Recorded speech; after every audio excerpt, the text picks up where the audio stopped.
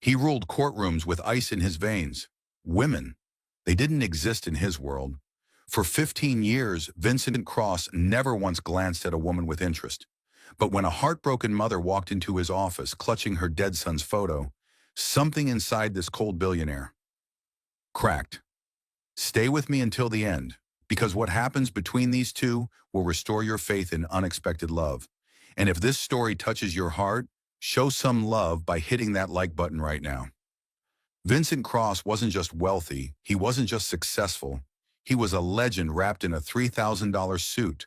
Walking through life like emotion was a language he'd forgotten how to speak. At 38 years old, he'd built an empire on cold logic and ruthless precision. His law firm occupied 12 floors of gleaming glass in downtown Manhattan, and his win record was flawless. 147 cases, 147 victories. Not a single loss stained his perfect record. But there was something else about Vincent that made him the subject of endless gossip in New York's elite circles. Something that made him more myth than man. Vincent Cross didn't look at women, not with interest, not with desire, not even with basic human acknowledgement. Beautiful women would approach him at charity galas, their intentions clear, their smiles practiced. He would walk past them as if they were furniture, part of the architecture, invisible. His colleagues whispered about it in break rooms. Was he damaged? Was he hiding something? Some thought he'd been hurt badly once and never recovered. Others joked that he might not be fully human at all, but some kind of legal robot programmed only to win. Whatever the truth was, Vincent kept it locked behind steel gray eyes that never softened, never warmed, never let anyone close enough to find out. His penthouse apartment reflected his life perfectly. All clean lines and expensive emptiness. Minimalist furniture that looked like art, but felt like nothing at all. No photographs on the walls, no personal touches, just cold perfection in every direction. His only regular human contact was Mrs. Palmer, his 72-year-old housekeeper, who worried about him in the way only someone who'd watched you refuse to live could worry. "You're going to wake up one day and realize you've been sleepwalking through your whole life," she told him once, folding his shirts with practiced precision. Vincent had simply nodded and returned to his case files. He had work to do. Feelings were distractions, emotions lost cases. He'd learned that lesson 15 years ago, and he'd learned it in blood. Meanwhile, across the city in a tiny apartment in Brooklyn, Lorraine Bennett sat on the floor of her son's bedroom, holding one of his small shirts against her chest. 6 months. It had been 6 months since the accident, and the pain hadn't dulled even slightly. If anything, it had sharpened, cutting deeper with each morning she woke up and remembered all over again that Caleb was gone. 8 years old. Her baby had been 8 years old when the construction scaffold collapsed. A company that cut corners, ignored safety regulations, rushed a job to save money, and her son walking home from school had been in exactly the wrong place at exactly the wrong moment. The doctors said he didn't suffer. They said it was instant. But Lorraine suffered. God, how she suffered. She'd been to 7 lawyers in the past 4 months, 7 different offices with 7 different versions of the same answer. The case was too complicated. The construction company had expensive lawyers. The evidence was circumstantial. The payout wouldn't be worth their time. One attorney had actually said that to her face. "It's not worth our time, Mrs. Bennett. I'm sorry for your loss." Lorraine had spent every penny of her small savings on legal consultations that went nowhere. She'd lost her job as a school secretary because the grief made it impossible to function. Impossible to smile at other people's living children when hers was in the ground. Her sister Angela had been keeping her afloat financially, but that couldn't last forever. She was about to lose her apartment, about to lose everything. Everything except the crushing weight of injustice that made it hard to breathe. "Try Vincent Cross," Angela said one evening, sitting beside Lorraine on that bedroom floor. "I know he's expensive, but everyone says he never loses. Maybe he'll listen." Lorraine almost laughed. Vincent Cross, the billionaire lawyer who charged more for an hour of his time than she used to make in 2 months. She had exactly $214 in her bank account. She couldn't afford 15 minutes of Vincent Cross's attention, let alone a full case. But Angela was looking at her with such desperate hope, and Lorraine had nothing left to lose. Nothing except the last shred of fight that kept her getting out of bed each morning. So she made the appointment. The secretary sounded surprised when Lorraine gave her name. Clearly not the usual clientele. But the appointment was set. Thursday at 2 o'clock. Lorraine spent an hour picking out what to wear, settling finally on the same black dress she'd worn to Caleb's funeral. It felt appropriate somehow. She was still mourning, would be mourning for the rest of her life. The elevator ride up to Vincent's office felt like ascending into another world. The walls were glass and steel, reflecting 100 distorted versions of herself. She looked small, tired, worn down by grief in a way that showed in every line of her face. When the doors opened, she stepped into a reception area that probably cost more than her entire apartment building. Everything was cold and perfect and polished to a shine that hurt her eyes. Vincent's personal assistant led her down a hallway to an office with floor-to-ceiling windows overlooking the city. And there he was, sitting behind a massive desk, head bent over papers, pen moving across pages with swift efficiency. He didn't look up when she entered, didn't acknowledge her presence at all for a long moment. The assistant cleared her throat softly. "Your 2 o'clock appointment, Mr. Cross." "State your case," Vincent said without lifting his eyes. His voice was deep and empty of warmth. "You have 5 minutes." Lorraine's hands were shaking as she reached into her purse. She pulled out a photograph, the last school picture taken of Caleb before he died, his smile bright and gapped where he'd lost his 2 front teeth, his eyes full of mischief and joy and everything beautiful about childhood. She walked forward and placed it gently on Vincent's desk, right on top of whatever document he was reading. "His name was Caleb," she said, and her voice cracked on the name. "He was 8 years old. He wanted to be a veterinarian because he loved animals. He laughed at his own jokes before he could finish telling them. He still believed in magic. And 6 months ago, a construction company that cared more about money than safety killed him." Vincent's pen stopped moving. For just a second, everything in that cold office seemed to pause. Then slowly, he looked down at the photograph. And something happened that hadn't happened in 15 years. Something in Vincent's chest, in that place he'd locked away and boarded up and sworn to never open again, shifted. The boy's smile. God, that smile, it reminded him of... He couldn't even think it. Wouldn't let himself go there. But his eyes stayed on that photograph longer than they should have, longer than was professional.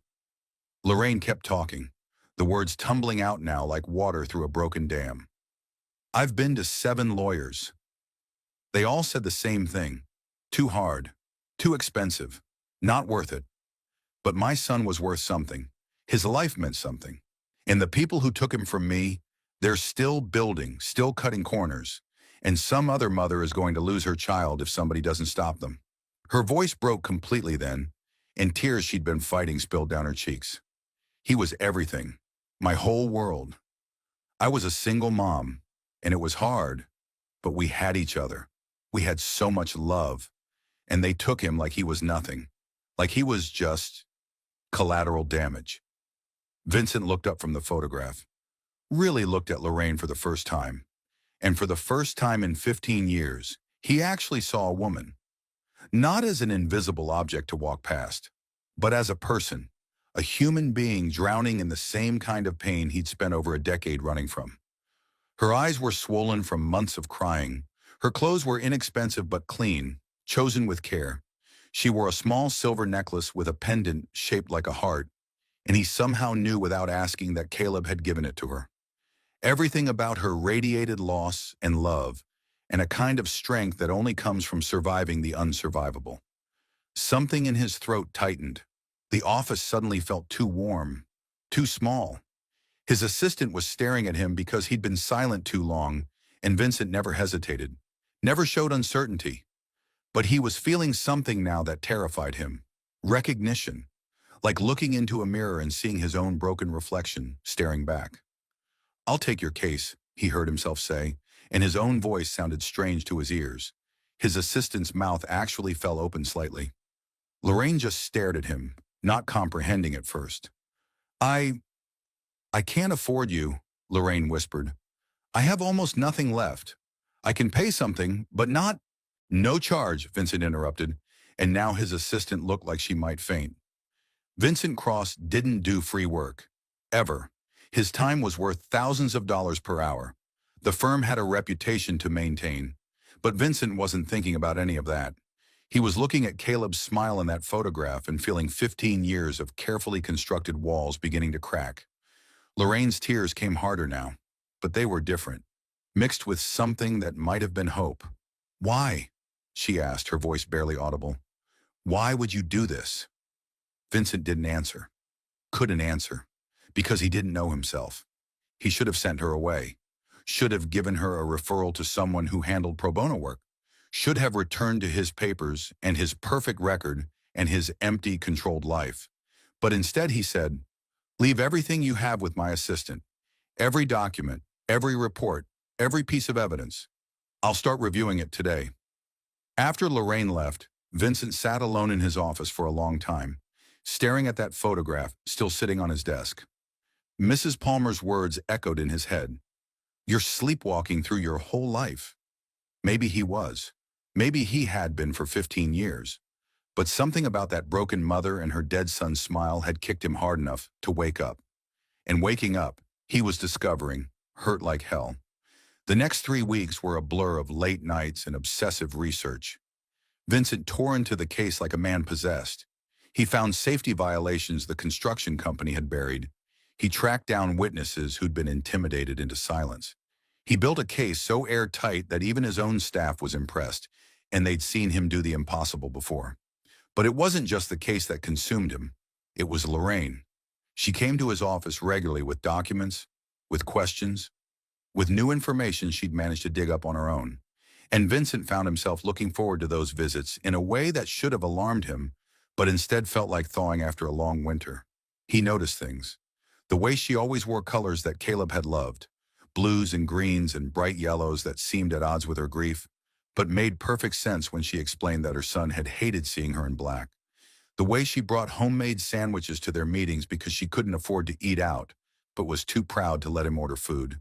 The way her smile, when it rarely appeared while telling a story about Caleb, transformed her entire face into something beautiful and heartbreaking at the same time. Vincent started bringing coffee to their meetings. Her order memorized after the second visit: cream, no sugar, extra hot. He found himself asking questions about Caleb that had nothing to do with the case. What was his favorite book? What did his laugh sound like? What were his dreams?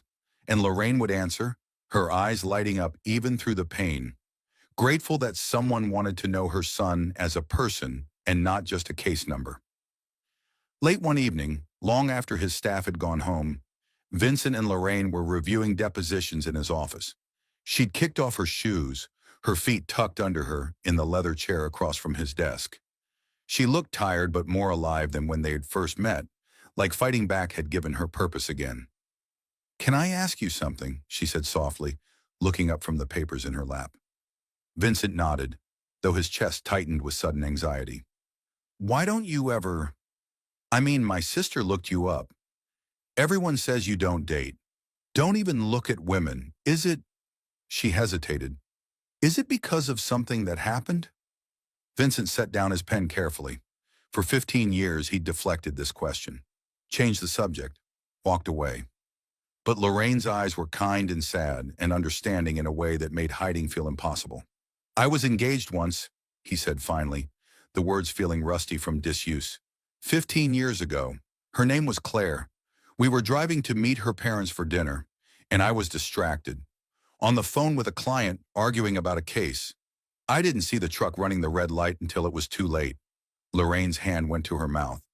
"She died in the hospital 2 hours later," Vincent continued, his voice flat, reciting facts the way he'd learned to do. "I walked away with minor injuries, and I decided that night that I didn't deserve love, didn't deserve to feel anything, because my distraction, my obsession with work, my inability to just put down the phone, it killed her." Tears were streaming down Lorraine's face now. She stood up and walked around his desk, and before Vincent could react, she took his hand in both of hers. Her touch was warm, real, the first time someone had touched him with genuine compassion in longer than he could remember. Vincent, she said gently, it wasn't your fault. Accidents are called accidents because nobody chooses them. The drunk driver who hit you chose to drink and drive, just like the construction company chose to cut corners. But you didn't choose to hurt Claire, and your Claire, she wouldn't want this. She wouldn't want you to stop living.